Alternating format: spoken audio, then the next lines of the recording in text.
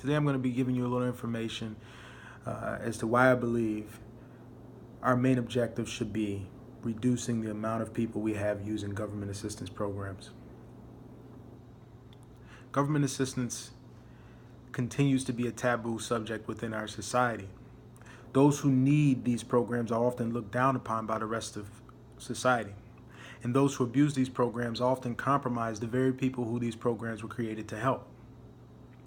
Reducing the amount of people using government assistance programs will no doubt save taxpayers money. But if we take a toughened approach at our entrance requirements, I believe we will also be able to reduce the amount of people committing welfare fraud.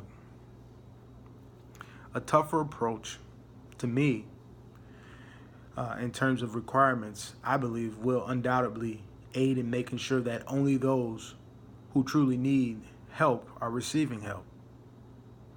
The fact is, Americans today rely too heavily on government assistance programs. 96% of Americans in our society receive some form of government assistance. 96%. Those numbers are astronomically high. Let's just face it. The more individuals that need government assistance equates to higher amounts of taxes that need to be paid by the working class. And then, as I stated early on, welfare fraud continues to be the biggest reason why the numbers of people who are using these programs are so high. Government welfare has a negative impact. Let me just tell you this. It has a negative impact on its users, and it just costs way too much to operate. Welfare programs are helping those, in most cases, who don't need them.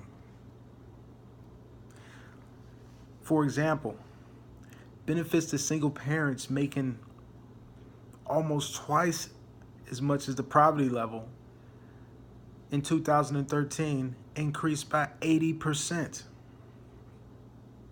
The existing welfare system undermines work, if nothing else, by offering generous, and I'm telling you, generous systems of entitlements to able-bodied adults without any obligation to work or prepare for work.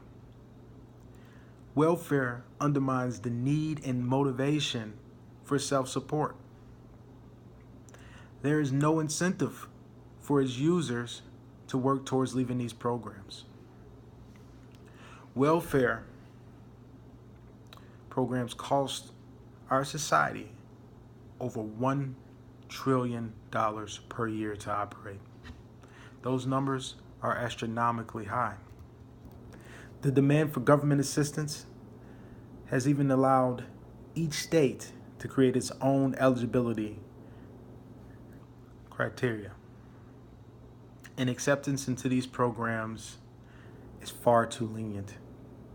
Most states require individuals just to be a resident, to have a photo ID, and to be able to provide a social security number. That's just not enough. And what makes it even worse is each state is allowed to deem what they consider being in a state of emergency, or a person being in a time of emergency or crisis. I don't think that it should be up to the state. I believe there should be one set of requirements or entrance requirements that each state uses.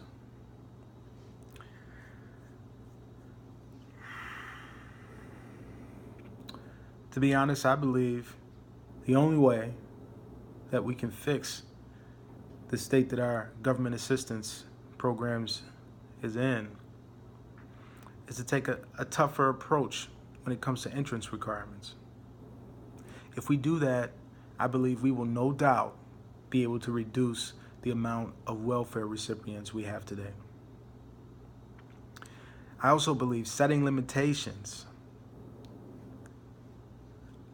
What I mean by limitations is expiration dates for when those benefits, the user's benefits will be cut off, will also help